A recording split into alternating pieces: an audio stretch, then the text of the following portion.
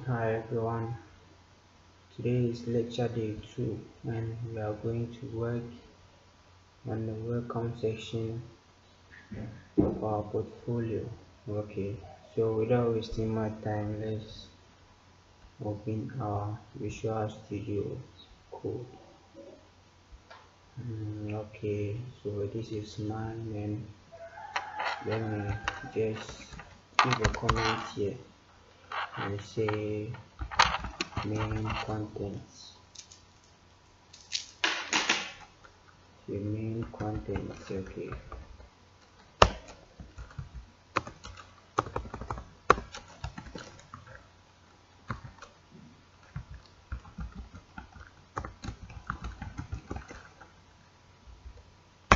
This comment will not be displayed on the page, it's just a comment. Okay, so let's create our division tag. We say div hash container. Okay,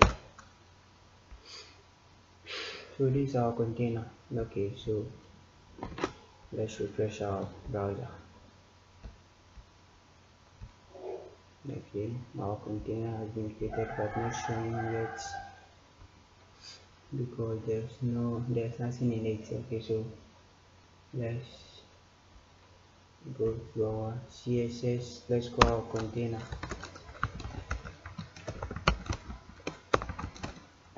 I'm going to start our container. Okay, so instead of background color you say background image because you want to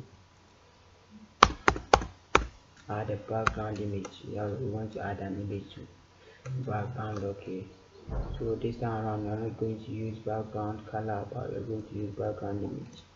So we specify the URL, that's the location for the image that we want to use. So we go to images, we'll say contacts.jpg. Okay,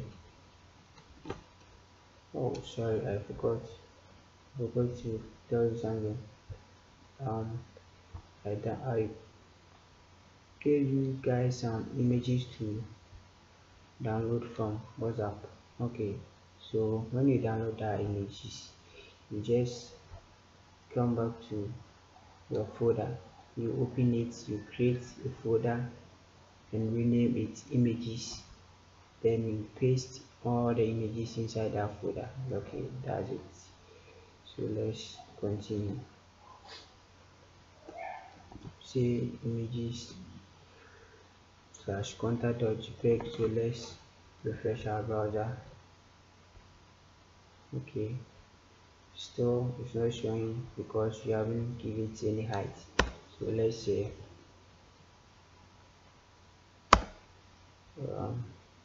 let's give it a height of um, okay, let's wait, let's okay, let's first align our items to the center of the container. So the center. Okay,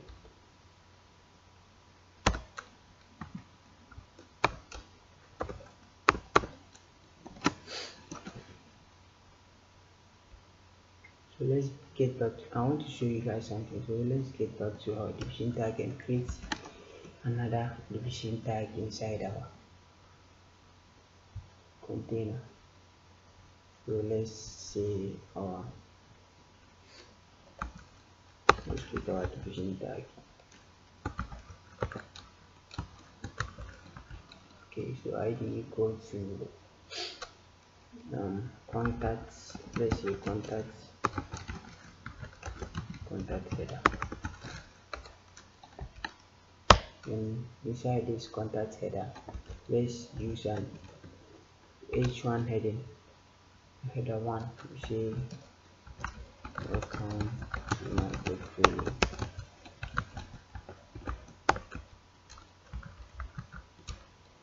let's refresh our browser, and you see the background images showing somehow. Why is this too short? Okay, so let's get back to our CSS for about. Pay attention to this one. Instead of giving this one a height of 400, let's give our contact container that height. Okay, so let's say contact header, we say height 400 pixels. So let's save it and refresh our browser. Okay, so our background image is showing. Okay, so let's get back to our IDE and say we want to give the background a shadow. We want to give it a shadow, and as you guys see, it's some kind of blur. Okay, so let's get back to our CSS. But before we can apply that effect on the background image, you have to use a certain attribute or a certain property, and that's the backdrop. Say backdrop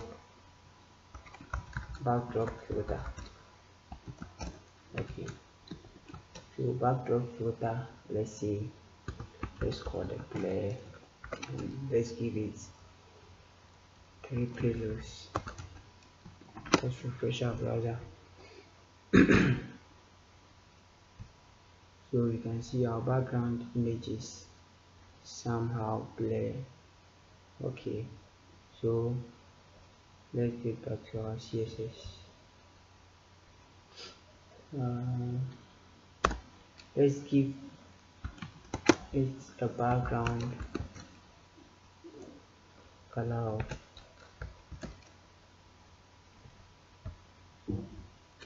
background color let's say 0F152. These are color codes, so you can just learn about the color codes. Okay, so let's refresh our browser. You can see the background color has overshadowed the background image. The background image is not showing. So let's say opacity. Let's call the opacity here. Say opacity 70 pixels. Now let's use percentage. Let's use 70%.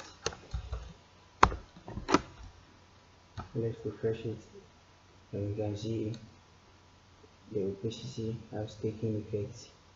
So we didn't apply the star on the container itself, but we are applying it on the child container, that's the contact header. So whatever we do to this child container, it will take effect on the parent container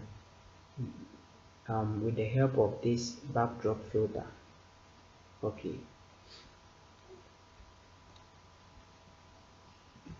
so that's it. So let's keep on styling it so we get something like this one. Okay, so what's left with our test, the test here. Okay, so let's start this test. Okay, and you know in CSS, before you start something within a container, you can just call the h1 tag itself, but let's navigate through this the parent container to reach the child elements here. So let's say our contact header. So inside the contact header we have the h1 element. So we see h1, and let's say color is white. Let's give it a position of relative. Position of relative will just keep it wherever it is. It will just maintain the position. So position, it will maintain the position. So let's use the position of absolute. Let's say the position we keep absolute, and let's see what it will look like. So let's say absolute. So you see where the position is right now. Is see where it is right now. Is it has been aligned at the topmost left corner of the parent container. So it will just start from the beginning of the container. So that's what the absolute and the relative means. So let's change it back to relative. Okay, so when we use position of relative, we can't use the margin right and margin left, but you can use top. So let's say top equals to 180 pixels. So this will just leave a top a space of or a distance of 180 pixels at the top of the text. That's the h1 heading. Okay, so this is all for lecture day 2. See you